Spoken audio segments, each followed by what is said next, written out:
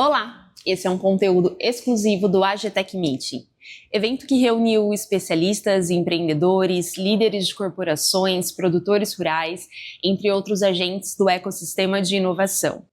Tudo para debater o agro em movimento, intersecções e oportunidades. Prepare-se para insights valiosos vindos do palco Intersecções e Oportunidades, que aconteceu no auditório PSEG.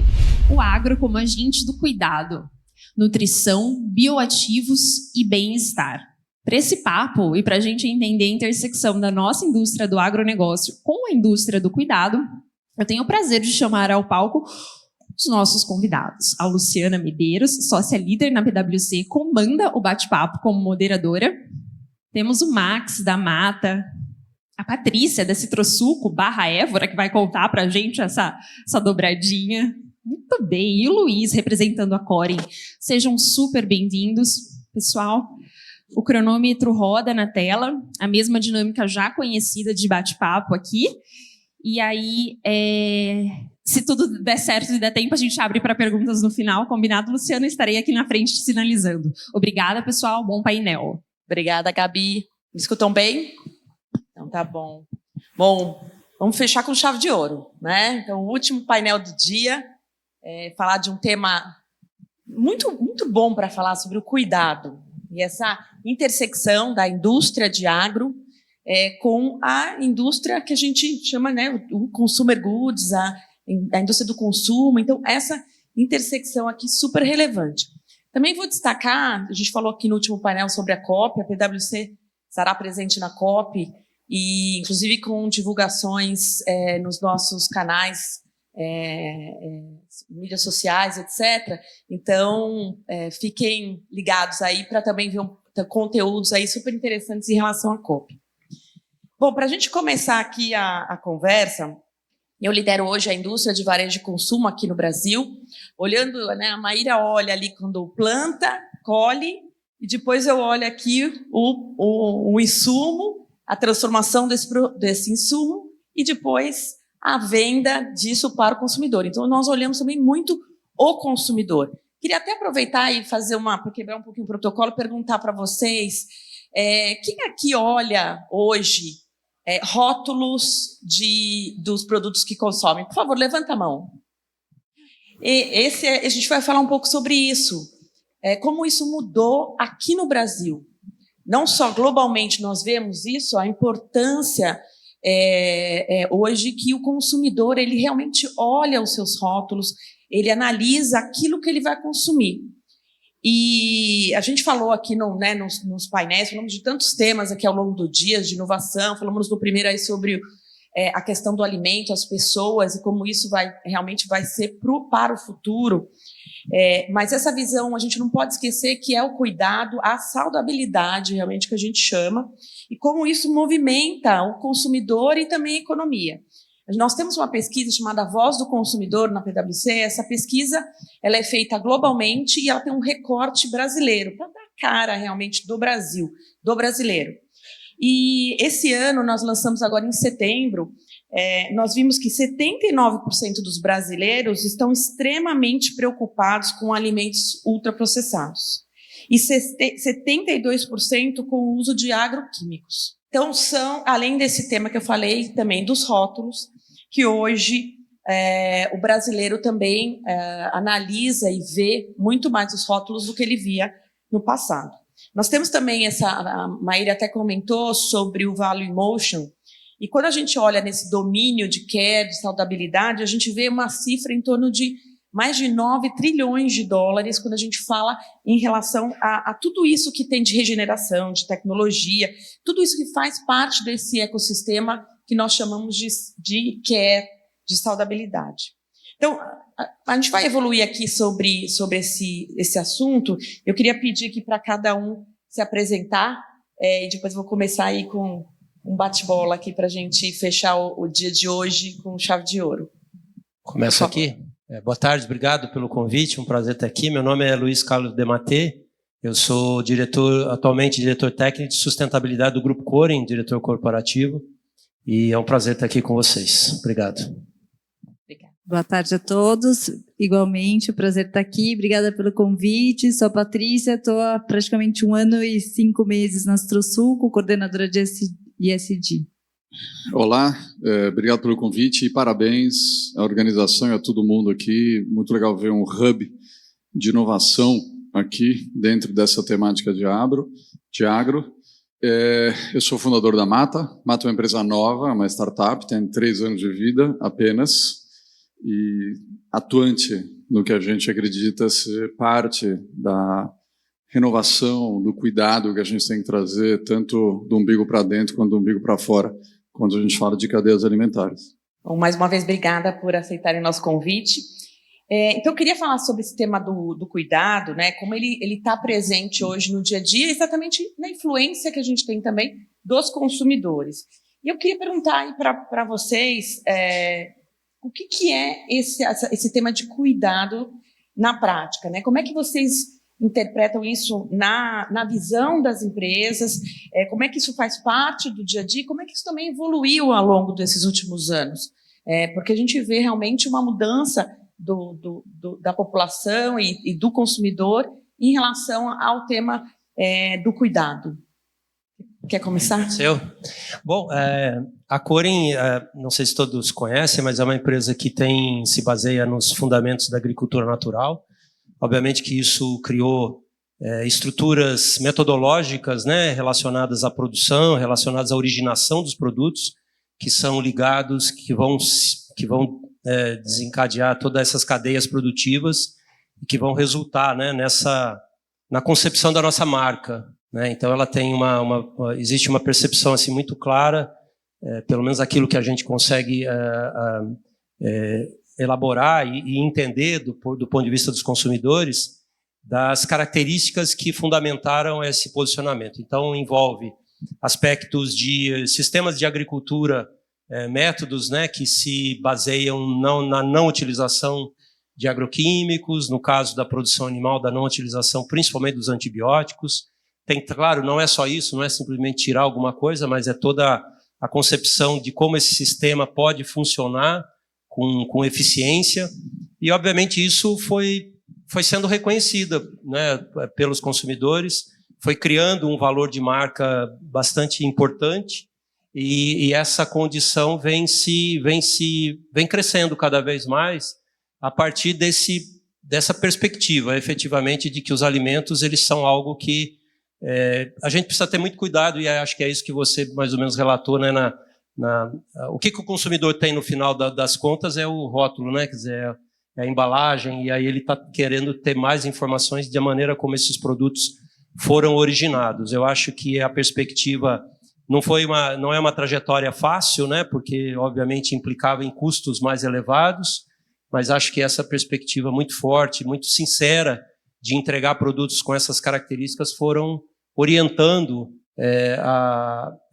todo o direcionamento, todas as estratégias que a empresa, né, veio adotando, principalmente com a perspectiva de que a gente ofereça algo que efetivamente seja absolutamente seguro, com valores nutricionais elevados e que atendam a esses princípios de um processo sustentável, né? Porque a sustentabilidade é algo também bastante difícil, né, de ser plenamente definida, né? Algo que talvez no futuro a gente perceba o que é mais ou menos sustentável, mas ela sempre foi orientada por esses aspectos e de como a gente pode...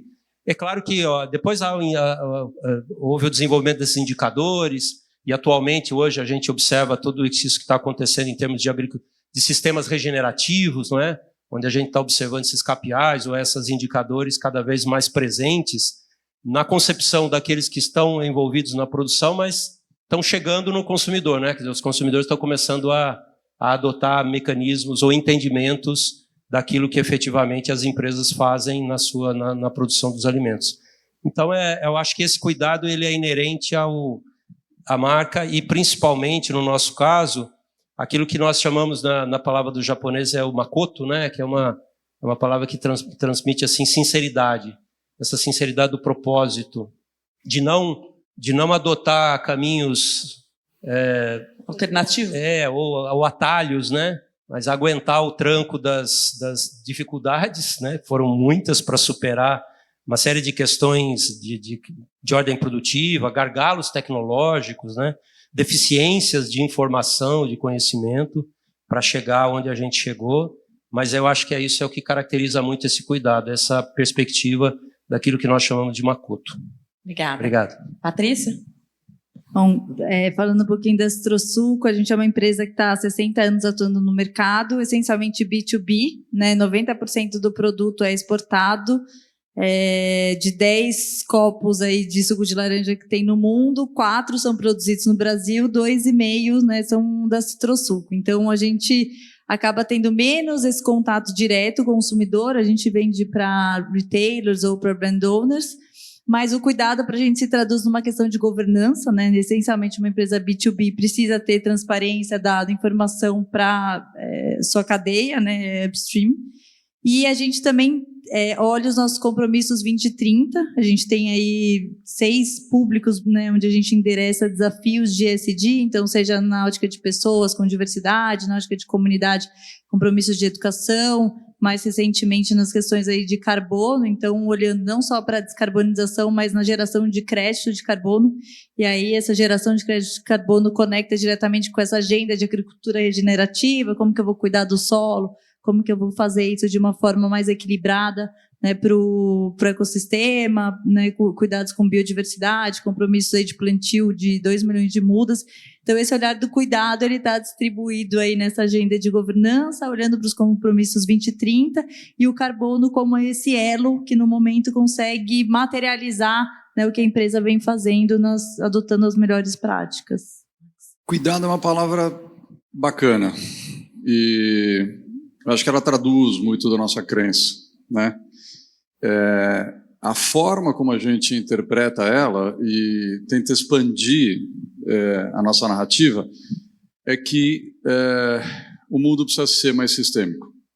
E o sistema alimentar, como a gente conhece hoje, não é ainda uma demonstração desse novo modelo mental de uma ciência sistêmica, de uma consciência sistêmica. A gente ainda olha para as partes isoladas como se fosse coisas diferentes, não interdependentes, não interligadas, e a gente realmente acha que isso precisa mudar. E a hora em que a gente conseguir mudar isso, isso vai mudar para melhor, né? Em todos os sentidos.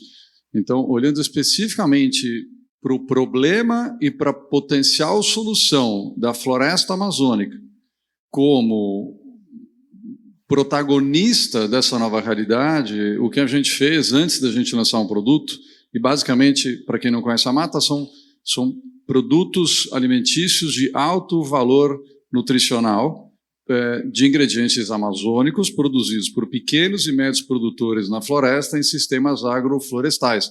Então você tem um cuidado, você tem um impacto positivo triplo, começando do umbigo para dentro, né? Então a gente realmente foca muito.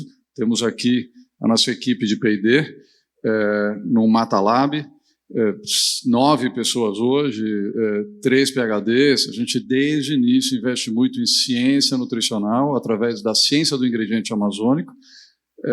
Isso é preponderante, mas de novo é um impacto triplo, né? Para a gente o cuidado não é cuidar de uma parte ou a outra parte, qual é o sistema que otimiza esse cuidado, esse impacto positivo na saúde, na questão social do produtor e na questão ambiental por consequência, tudo junto, misturado. Antes de lançar o primeiro produto, a gente sentou literalmente na lousa com excelentes especialistas de saúde, nutrição, da questão social, conhecendo as verdades, dificuldades e oportunidades por trás dos pequenos produtores na floresta.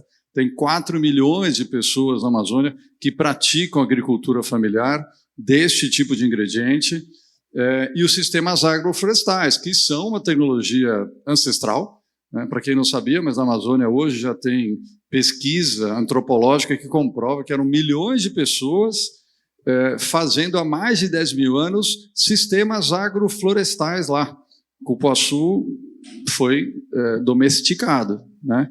Então, o sistema regenerativo da floresta, ele é um sistema, ele é regenerativo porque quanto mais você consome esse tipo de ingrediente, mais você regenera a tua saúde, mais você fortalece o tecido social desses pequenos produtores e, por consequência, a forma como eles produzem, que são predominantemente sistemas agroflorestais, com um pouco de extrativismo, que é a castanha, quando ela cai, no extrativismo você mantém a floresta de pé, e o sistema agroflorestal você regenera o solo. Então, é realmente um ciclo virtuoso de cuidado, de impacto positivo, que olha para isso como um sistema interligado.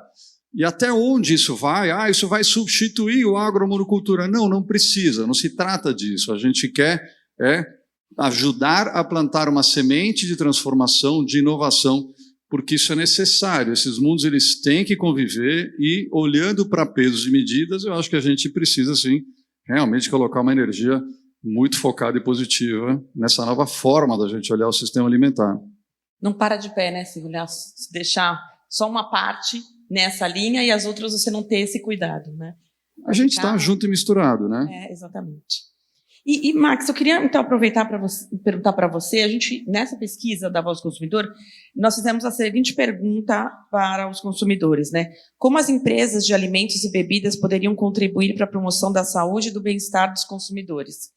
E os brasileiros responderam: 64% acreditam que a melhor forma é oferecer produtos que atendam necessidades específicas, 58% esperam que as empresas aumentem o valor nutricional dos seus portfólios, e 53% destacam a importância de informar e educar sobre saúde e nutrição. E a pergunta que eu queria, né, você que tem trabalhado aí com produtos super nutricionais, como é que vocês estão estruturando essa cadeia para que ela seja economicamente viável e, ao mesmo tempo, nutricional? E como você comunica isso para o consumidor? Porque a clareza disso, ela impacta também na confiança que os consumidores têm na marca. A gente tem um dado de uma outra pesquisa nossa que fala que o consumidor, se ele não se identificar ali com a marca, não é que ele vai depois, eu não vou consumir agora, vou consumir depois. Não, ele deixa de consumir a marca e não consome mais, ele realmente deixa de comprar aquele produto. Como é que você vê, então, essa questão? Ou seja, a pergunta é como inovar nessas 3 frentes ao mesmo tempo e não morrer. Basicamente é isso. Como você comunica para o consumidor? Sim. E pensando num Brasil diverso. Sim. É que assim, deve ter muito empreendedor aqui. Empreender não é fácil. Empreender no Brasil, menos ainda, é empreender com a Amazônia, tá? Mas é isso. É tão desafiante quanto recompensador e necessário. Então, eu acho que sim, como empreendedor, eu venho do ramo da tecnologia, da inovação. Meu primeiro projeto foi o Web Motors, e ali assim, ou você inova ou você não existe, em meses, você já não... acho que foi um pouco desse espírito que a gente trouxe para a Mata, e hoje a gente tem uma equipe de 40 pessoas que entendem, compartilham esse propósito, mas com certeza uma das coisas que ajuda a gente a tentar viabilizar isso é a gente ter uma relação direta com o consumidor, ou seja, no mercado de bem de consumo a gente chama do D2C, Direct to Consumer, e mais especificamente tem um palavrão que chama DNVB, Digital Native Vertical Brand, que é um sistema onde você conecta direto o produtor. Então a gente faz P&D de cabo a rabo, a gente desenvolve as cadeias dos nossos ingredientes, tem relacionamento direto com os produtores a partir de cooperativas, claro, né, são todos pequenos e médios, e conecta direto com o consumidor, a gente vende direto para ele. E para responder a tua pergunta, eu, por exemplo, virei garoto propaganda de 3 meses para cá, que eu nunca imaginei que eu viraria, mas hoje as pessoas querem ver o fundador, querem ver o olho, falam, mas quem é esse cara? Por que ele fundou essa empresa? Qual a verdade por trás dessa empresa? E isso funciona, né? Graças a Deus, a gente está indo para uma sociedade mais conectada, uma sociedade mais em rede, onde o valor do empreendedorismo, o valor da verdade por trás de uma marca, sou fã da Corim, consumo faz tempo, conta cada vez mais, né? E consequentemente viabiliza, né? Viabiliza a inovação, né?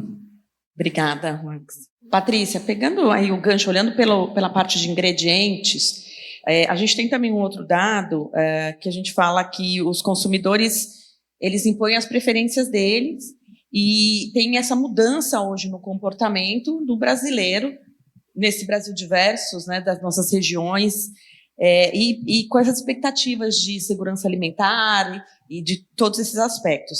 A gente tem um dado que fala que 79% dos brasileiros estão extremamente ou muito preocupados com alimentos ultraprocessados e 74% com a quantidade de aditivos ou conservantes nos alimentos.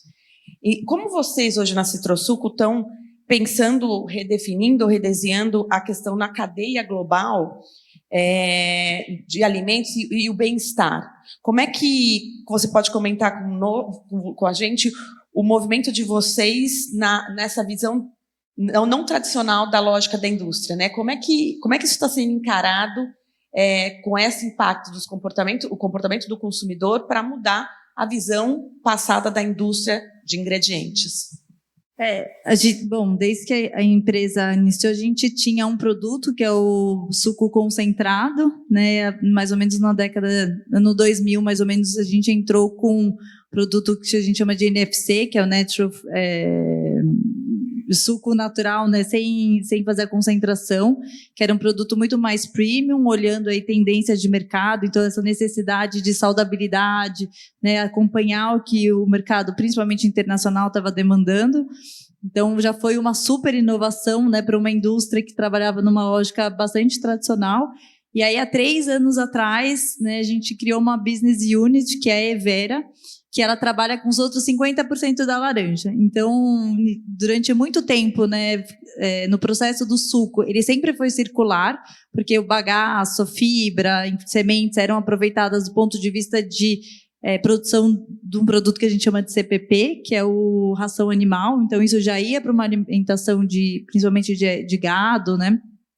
Mas que tinha muito baixo valor agregado, né? E dado o cenário de segurança alimentar, como você trouxe, mudando, né? Escassez de algumas cadeias, o enfrentamento de diversas doenças em outras cadeias ou insumos também, a gente falou, precisa fazer alguma coisa com esse volume, né, de material, de produto, que é muito nutritivo e que hoje a gente não está usando isso para consumo humano. Então, a partir disso, né, junto com universidades aí na Holanda, eles ajudaram a gente a desenvolver um portfólio que hoje a gente está falando aí basicamente de 3 produtos, né, 3 categorias de produto que a gente já está desenvolvendo desde então. Então, um deles são os óleos e essências, né, e aí muito mais voltado para segmento de cosmético, higiene pessoal, mas 2 produtos que são Taste Lift, que é uma melhoria para alguns ingredientes do suco, para corrigir alguma coisa de açúcar, ou a questão de paladar também, para agradar aí os diversos mercados mundiais. E aí a gente tem as fibras, né, que a gente tem uma fibra que ela é em formato de purê, ou uma fibra seca, que ela é um substituto para uma série de produtos da panificação, por exemplo, né, a depender da concentração, ela pode chegar até 70% de fibra, então ela é muito mais saudável, né, tem muito menos gordura, e ela entra como substituto de outras cadeias que ou estavam muitas vezes estressadas frente ao próprio modelo de produção, né, e a possibilidade de desenvolver novos produtos muito mais saudáveis, né, num leque aí maior para o consumidor também, principalmente olhando plant-based, também tem sido uma substituição que o mercado tem se interessado bastante. Quer dizer, uma mudança aí nos últimos anos constante, né, não só olhando o consumidor, mas dentro de casa para poder fazer esse atendimento e suprir tudo que é necessário aí para o mercado, né, nas mais diversas áreas.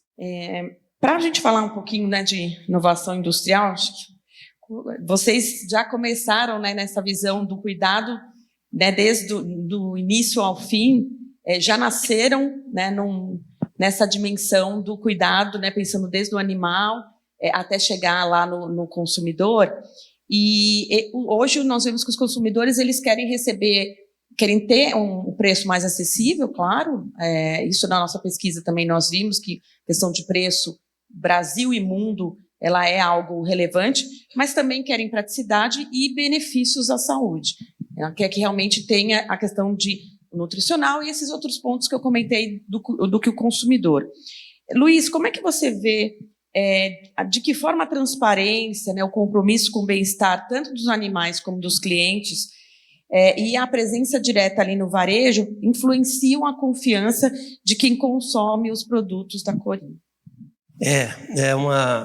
A princípio, né, a Corin sempre trabalhou numa perspectiva de que esse bem, né, que o alimento ele é um canalizador de um dado sistema produtivo, mas ele deve beneficiar a todos, né? Isso não significa só a seres humanos, também significam todos os seres, né, que participam de um sistema produtivo. Então a gente está falando aqui desde micro-organismos, né, até insetos, até macro-organismos, vertebrados e invertebrados que participam de um sistema produtivo. A gente sempre teve a preocupação, isso eu sei que muitas vezes pode parecer muito filosófico, né, na realidade, obviamente tem uma base filosófica nesse sentido, mas é muito prático também. Porque se você pensa dessa forma, obviamente não cabe a utilização de uma série de substâncias e de moléculas que são normalmente utilizadas, que elas muitas vezes têm um efeito muito impactante na produção ou na eficiência produtiva, mas tem uma série de externalidades, não é? Isso, basicamente, todos nós conhecemos e estamos conhecendo cada vez mais quais são todas essas externalidades negativas, né? Então, a preocupação sempre se baseou em aquilo desculpa, Márcio? Max, no sentido dessa visão sistêmica, né, integrada, e entender tudo isso. E isso foi sendo construído com todas essas barreiras, né, essas limitações que existiam, mas a gente foi conseguindo efetivamente promover soluções de conhecimento tecnológicas e de indústrias, né, industriais, de processo produtivo, para alcançar essa condição. Então, por exemplo, tivemos, né, acho que uma das coisas que marcou muito a marca é a não utilização, por exemplo, dos antibióticos, promotores de crescimento, no caso da produção animal, e isso, obviamente, demandou desenvolvimentos outros. Um deles, inclusive, é uma coisa que está muito, muito atual agora, né? Todo mundo está falando muito sobre os bioinsumos, né? E a Corin e esse movimento da agricultura natural teve um papel importante, isso há mais de 40 anos, né? Quando a gente já começou com esse tipo de trabalho na utilização e no desenvolvimento desses bioinsumos. E, obviamente, isso resulta em produtos que atendam essas características talvez mais ideais daquilo que é um alimento, daquilo que é um sistema produtivo que promove a preservação. A questão, por exemplo, né, das unidades produtivas, quando a gente vai lá atuar junto a um produtor, ele é um integrado, né, nessa cadeia. Então, assim, as condições ambientais da propriedade. Não só por um processo de atender legislação, mas as condições ambientais dessa propriedade, ela interfere na saúde dos animais, interfere no bem-estar dos animais.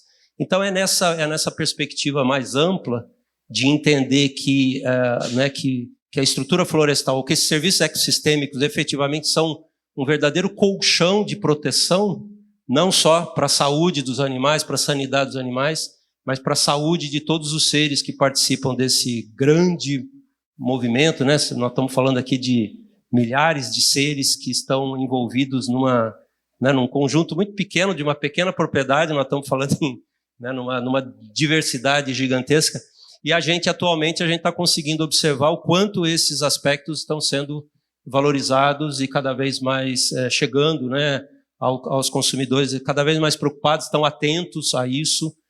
Isso é muito interessante, né? Me lembro bem lá atrás, né, muito tempo atrás, eu falando com meu pai, por exemplo, dos produtos que estavam em casa, eu falei, pai, mas isso aqui não é legal, né? E ele falava assim, não, mas como? Se está lá para ser vendido é porque está bom, né? Então hoje já não tem mais essa confiança plena de que o que está lá é absolutamente, está tudo legal, né? Então eu acho que, claro, a Corin, nesse sentido, ela tem gerado um benchmark, eu diria, né? Muitas coisas têm acontecido a partir desse exemplo do que a Corin vem fazendo e de que esses movimentos vêm fazendo. Nós estamos inseridos num grande contexto também que envolve a agricultura orgânica, que envolve a agricultura natural, que envolve sistemas regenerativos, né, que estão aí, e essa discussão toda está sendo muito tratada. Só para finalizar também, a gente está muito envolvido, como eu disse, né, há mais de 40 anos na questão dos bioinsumos. Hoje a gente faz parte, né, por algumas outras instituições, de toda essa discussão que está regulando, está promovendo a regulamentação da lei de bioinsumos. É um processo que está acontecendo, deve ser finalizado até o final de novembro, e tem um potencial assim gigantesco, né? Acho que a maioria de todos aqui que estão envolvidos na agricultura estão atentos a isso, olhando isso, e tem um potencial gigantesco de trazer um benefício absoluto, né, para sistemas produtivos no país e no mundo. Todo mundo está muito interessado nisso e eu acho que é um caminho muito interessante, né, que tá acontecendo. Muito bom. Mais um passo aí para evoluir ainda mais nessa visão. Sim, né? sem dúvida, para que isso não seja só alguma coisa muito local, muito específica, muito particular, né? Ou que tenha que nascer de alguns, mas que seja algo que possa ser efetivamente socializado, democratizado, possa ser utilizado, possa promover mudanças em escala, né? Eu acho que isso que é a grande preocupação de todos nós, que os sistemas produtivos efetivamente se tornem mais sustentáveis e que isso seja algo escalável, né? Acho que esses exemplos aí das agroflorestas é muito interessante, né? E a gente precisa promover mecanismos para que isso se expanda cada vez mais e espero que isso cresça muito, né? Com certeza. Bom, a gente vai abrir para perguntas. Alguma pergunta do pessoal? Estão tímidos no último painel? Ali. Boa tarde. Mauro, não tem nada a ver com produção, mas uma palavra me chamou a atenção. Biofloresta. Entendo o procedimento, como está sendo feito. Mas como entra o INCRA e toda essa turma em cima disso? Porque você não pode derrubar um mato no quintal. E como é que está sendo operado esse biofloresta, que eu realmente não consegui entender onde fica a divisão, né? Você, eu acho que é o maior interessado, mas no fim ele que levantou a história do biofloresta, mas como funciona? Porque eu sei que tem a integração animal junto das árvores e tal, mas não tem qual a interferência de IBAMA, INCRA e todo esse monte de órgãos que protegem a floresta. Legal, eu posso compartilhar com você a nossa visão, a nossa prática na mata. E primeiro, talvez, um entendimento acadêmico, por assim dizer, né? De novo, eu estou há 5 anos nisso, eu venho de tecnologia, mas sim, enfiei a mão no mato e o pé no mato para tentar entender melhor. E meu entendimento do que é agrofloresta são processos agrícolas que se baseiam nos princípios da floresta, mas na prática você nunca chega no nível de complexidade de uma floresta, né? A floresta amazônica, como a gente conhece, com as suas árvores de 50, 70, 90 metros de altura e tal, você tem, na verdade, dando um passo para trás, você tem o extrativismo, que é, por exemplo, quando as comunidades vão até a floresta e pegam as castanhas do Pará, que caem das castanheiras. Então, isso é considerado o extrativismo. Então, não é um plantio, né? Não é uma agricultura. Então, o benefício disso é que você ajuda as comunidades lá e você tem que manter a floresta de pé para você ter as castanheiras espalhadas pela floresta e você colher as castanhas. O sistema agroflorestal é um plantio, né? É um plantio onde o homem vai lá e planta, geralmente em áreas degradadas, né? Os povos originários tinham como prática já de cortar uma área, plantar, e depois de um tempo eles deixavam a mata se regenerar. Mas hoje o que você tem na prática, como eu disse, tem 4 milhões de pessoas plantando lá em sistemas agroflorestais de todo tipo de etnia, e geralmente o que você vê são várias culturas, né? Então você tem pé de açaí, com pé de cacau, com pé de cupuaçu, com pé de graviola, com árvores que fornecem madeira, né? A Amazônia tem 127 espécies consideradas dominantes, que são as espécies que esses povos originários, há mais de 10 mil anos, milhões de pessoas, escolheram plantar nesses sistemas para benefício próprio, né? Então, hoje, na prática, os sistemas agroflorestais que estão escalando, né, são sistemas agroflorestais que bebem dessa sabedoria ancestral, mas tem muita tecnologia já de otimização. Quais culturas têm uma relação simbiótica mais com a outra, né? Então, primeiro, do ponto de vista de plantio, de compartilhar, enfim, produtos e sobreprodutos debaixo do solo, evitando, sim, o uso de fertilizantes, o uso de defensivos agrícolas e tudo isso. E, no final do dia, claro, é uma atividade agrícola, qual é o melhor rendimento, né, de reais por metro quadrado, desculpe, por hectare, por ano, E a boa notícia que eu posso compartilhar com vocês é que o tipo de ingrediente que a gente compra, dos produtores que a gente compra, rendem 2, 4, até 10 vezes mais reais por hectare por ano do que se essas mesmas populações e agricultores derrubarem a floresta e plantarem uma pequena monocultura de grão ou pecuária extensiva, tá ok? Então, se eu tiver que definir a agrofloresta para você, assim, é uma forma de um ser humano fazer agricultura e ganhar mais dinheiro do que com monocultura. Essa é a definição que eu mais gosto. Alguma pergunta a mais? Então, eu tenho, antes da pergunta final, tem mais um tema aqui que eu queria perguntar sobre tecnologia. Estamos aqui num ambiente de inovação e que a gente sabe que tem muito tema de tecnologia. E como é que vocês estão vendo a tecnologia sendo usada hoje nessa parte do cuidado também? Não só no que é o tradicional, mas na questão de regeneração, na saúde animal, e aí todo o processo dessa visão de cuidado. Quer começar, Max? Legal. Bom, assunto que eu gosto, e no nosso caso, a tecnologia começa com o time de P&D aqui, né? Tecnologia do ingrediente, de fato. Estudar a biodiversidade amazônica, que contribuição nutricional que esses ingredientes já trazem pela sua própria natureza, eventualmente que tipo de beneficiamento, né? Então, quando a gente fala de fruta, para a gente viabilizar, tem que liofilizar. Quando fala de castanha, a gente, por exemplo, descobriu, ajudou a conscientizar o mercado brasileiro de um subproduto da castanha, né, que as comunidades vão lá e extraem a manteiga, o óleo, né, que a Natura, a indústria do cosmético, muito inteligentemente desenvolveram para a sua cadeia de P&D, e a gente, o que era um refúgio, que é o que sobra, que é a torta, a gente, através de um processo de micronização, percebeu que poderia ser uma contribuição proteica muito diferenciada, além de muita fibra prebiótica. Esses são dois cuidados que nós, seres humanos, não estamos tendo. A gente precisa comer uma boa proteína e, ao mesmo tempo, bastante fibra prebiótica para fortalecer o nosso microbioma aqui do umbigo para dentro. Então, no nosso caso, a tecnologia começa aqui, na ciência do ingrediente. Tem uma tecnologia social de, puxa, como é que a gente vai na floresta, desenvolve essas relações com essas comunidades, né, que só é viável através pelo fato delas já terem desenvolvido uma forma eficaz de se agregarem em cooperativas, associações. Então, são 300, 400, 600 famílias, até chegar na tecnologia dessa venda direta, né, ao consumidor, que é a parte que eu conhecia um pouco melhor e que ajuda a viabilizar, né? Mas eu acho que a palavra tecnologia, talvez ela te coloca, assim, te remete a coisas muito específicas, mas a palavra que eu gostaria de frisar é inovação. Não existe cuidado sem inovação.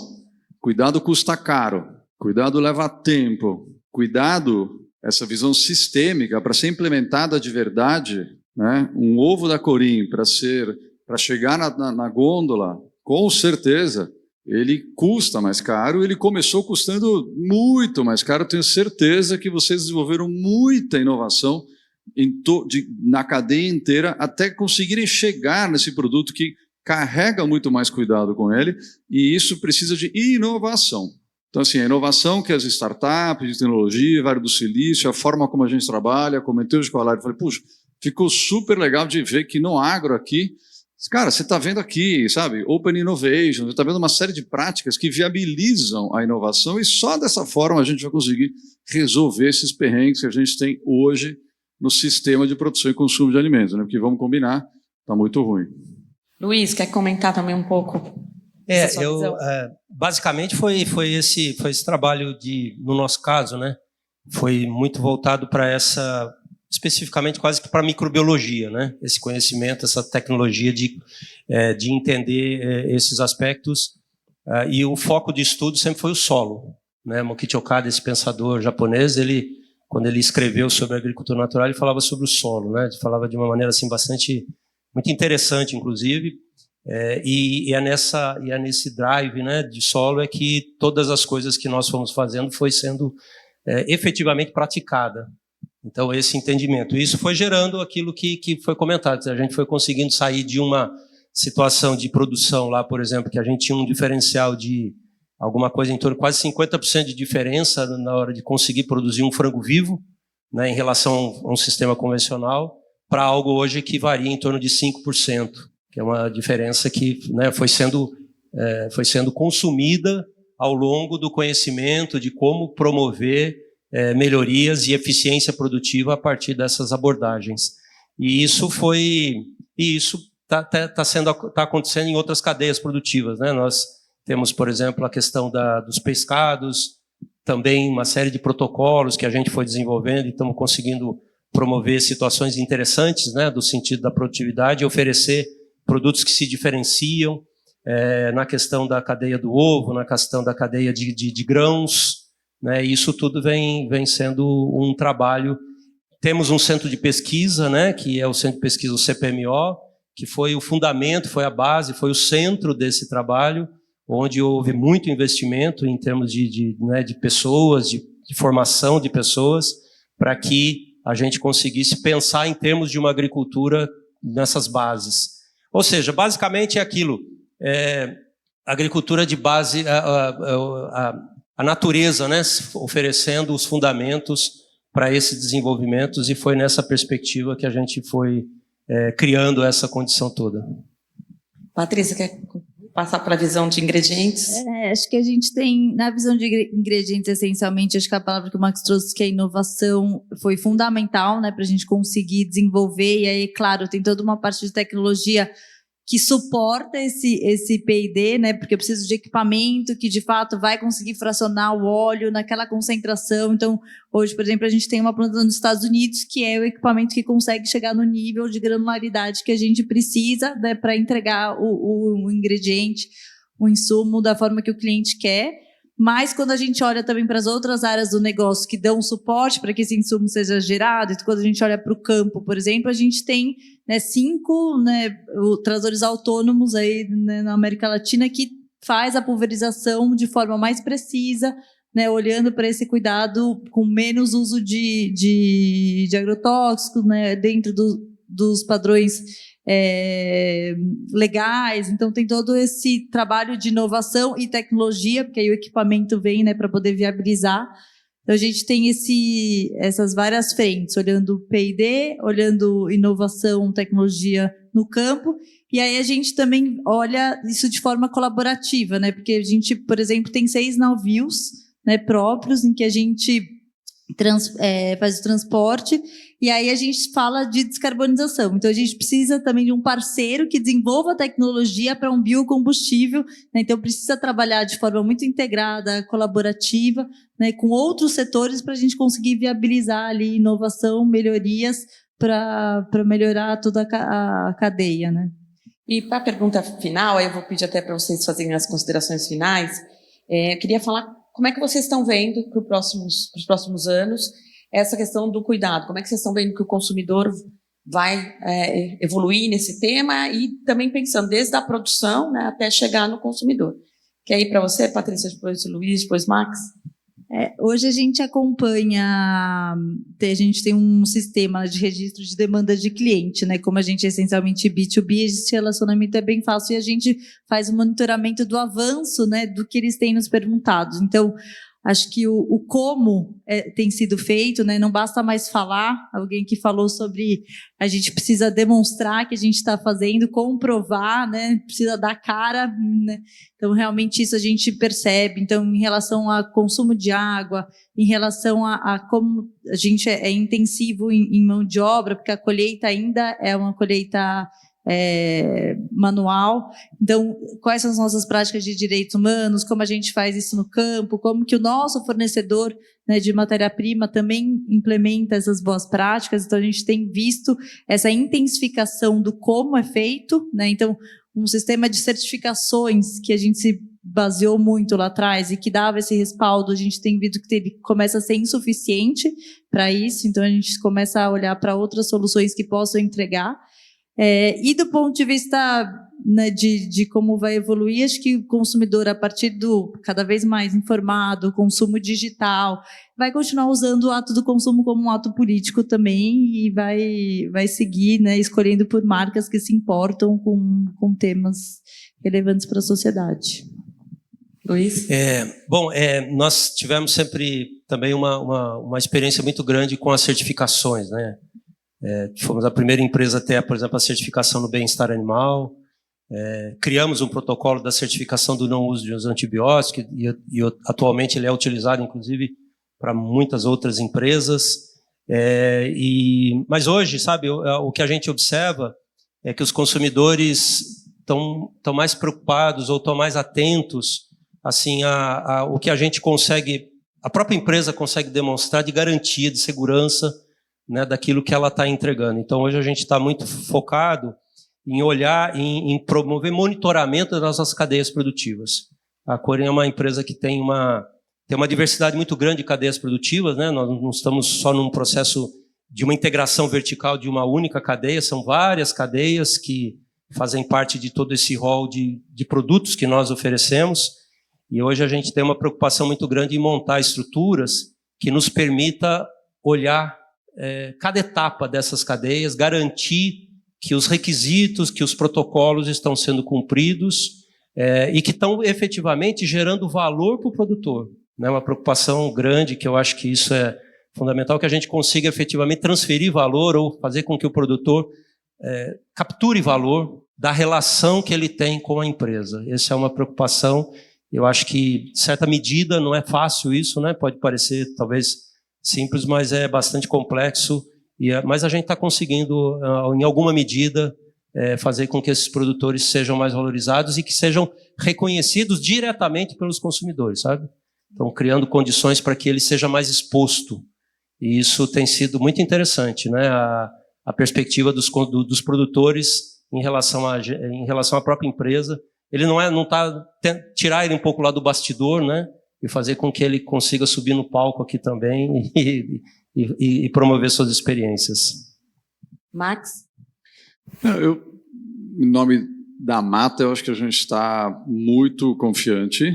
Eu diria que eu estou até surpreso com o nível de conscientização do consumidor brasileiro sobre a importância de cuidar da sua saúde e a nutrição ser uma peça fundamental, né, disso. Eu entrei nisso há pouco tempo, e entrei porque eu entrei para cuidar da minha saúde há 12 anos atrás. Eu não achei que hoje fosse ter essa potência assim, né, nas redes sociais e tal. E isso faz toda a diferença do mundo, né? E eu acho que essa consciência de cuidado, quanto mais vier das pessoas, dos indivíduos, melhor, porque ajuda a gente que está na ponta do supply, né, do suprir a demanda, a oferecer produtos que se diferenciam por oferecer esse cuidado e ter demanda para isso, né? Porque entre todos os desafios, né, gerar demanda não é um desafio menos relevante e difícil. Então, eu estou muito confiante que sim, eu acho que o mundo está começando a prestar atenção de que comida não é aquilo que você põe para dentro do estômago e está tudo bem, entendeu? Comida não é caloria, a gente não é uma máquina. Tem um monte de coisa acontecendo aqui que está absolutamente ligado ao ingrediente que você consome e à história desse ingrediente. Qual o cuidado que esse ingrediente teve até chegar dentro do teu estômago. Então, eu acho que sim, eu acho que isso veio para ficar, isso só vai crescer, e eu acho que dá junção na parte da demanda de consumidores mais conscientes e aqui oferecendo soluções mais inovadoras que tragam esse cuidado de verdade, tanto do umbigo para dentro quanto do umbigo para fora, tanto o cuidado de você que consome, quanto o cuidado de quem produz, o cuidado do planeta, tudo isso, eu acho que isso não tem volta.